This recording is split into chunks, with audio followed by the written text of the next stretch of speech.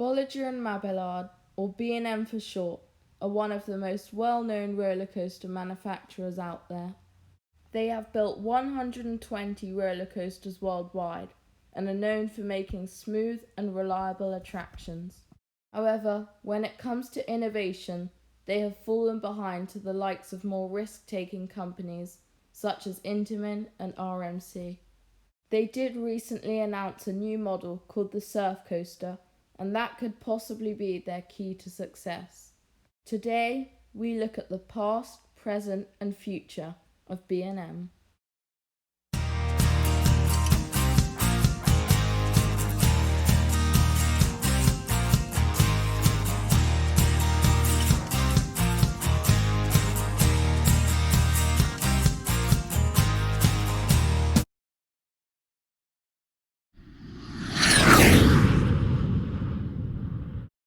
The Swiss company was founded in 1988 by Claude Bolliger and Walter Mabillard.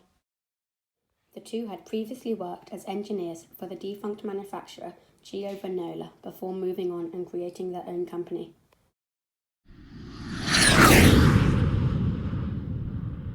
Their first coaster was Iron Wolf at Six Flags Great America.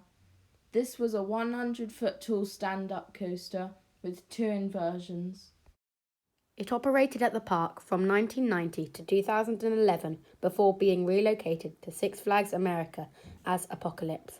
The ride was converted to a Floorless coaster in 2019 and is now known as Firebird.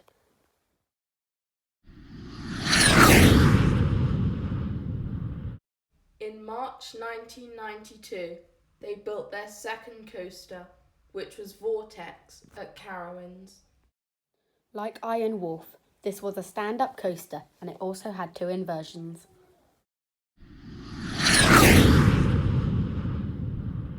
Later that year, on the 9th of May, Batman the Ride opened at Six Flags Great America.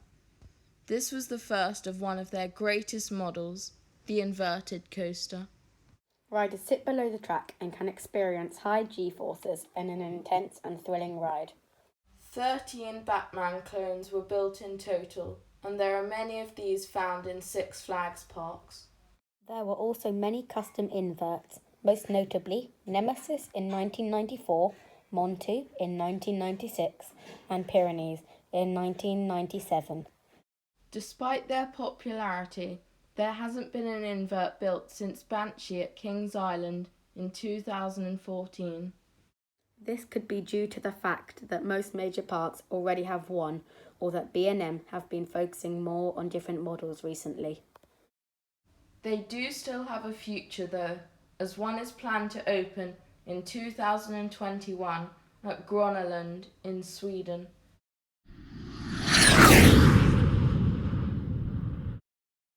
Only a year after their first inverted coaster, B&M built their first sit-down coaster, and that was Kumba at Busch Gardens, Tampa.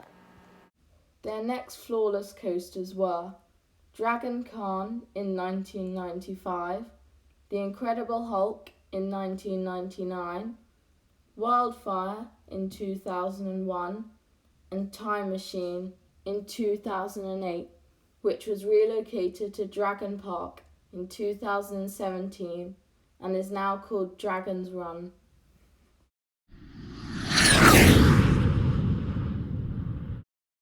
In 1998, Oblivion at Alton Towers opened. This was the first of B&M's new model, the dive coaster.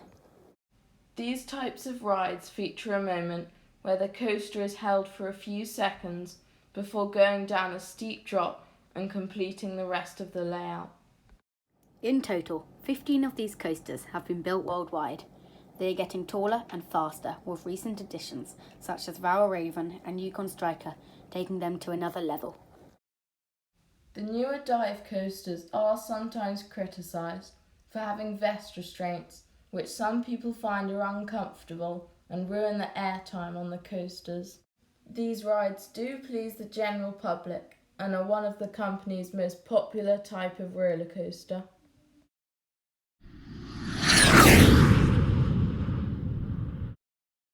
The Floorless coaster was their next model and this was an improved version of their sit-down coaster.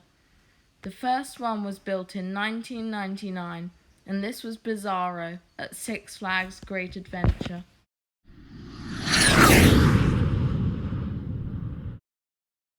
The company's first hypercoaster was Apollo's Chariot at Busch Gardens Williamsburg in 1999.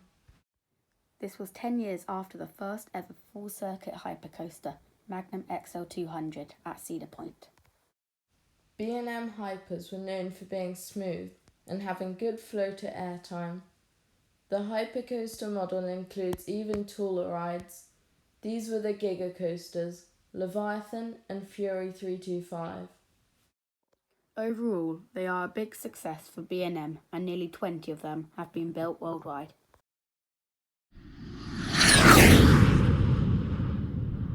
Before 2002, we had only seen a few flying coasters. The main types were the Vekoma Flying Dutchman and the Zamperla Volairs. B&M once again took this concept to the next level by making them taller, faster and much more comfortable. They started off smaller with Air at Alton Towers, which is now known as Galactica. After that, they have built massive flying coasters such as Manta, Tatsu and Flying Dinosaur.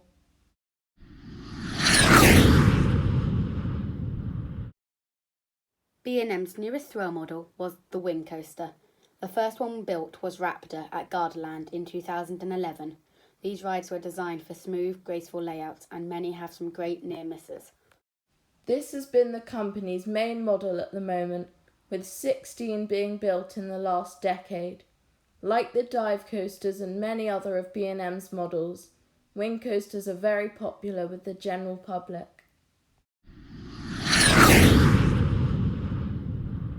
Their most recent model was their first attempt at a family coaster. Only 2 of their family inverted coasters have been built, and the first one was at Happy Valley, Shanghai in 2014. Family coasters are quite a competitive market in the industry, and as B&M's coasters are quite expensive, these rides might not work out for them. Overall, B&M were great in the past, and hopefully they'll be even better in the future.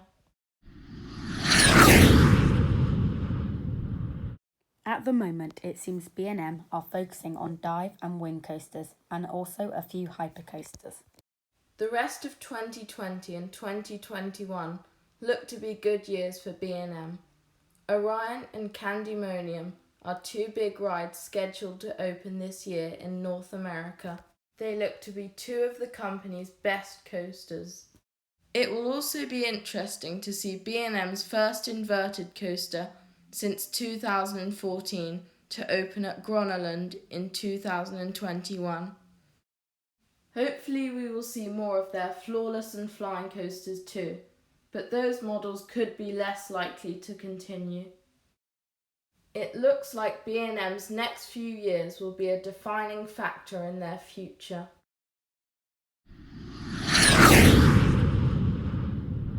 Before they announced their new model, it looked like the company was just falling behind.